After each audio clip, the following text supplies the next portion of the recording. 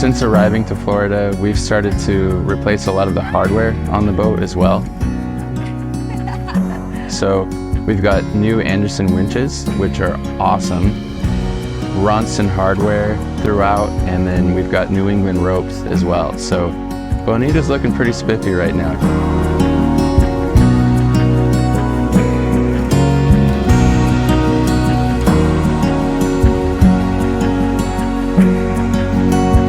Jump on. It's like the entryway to our big adventure. Yeah.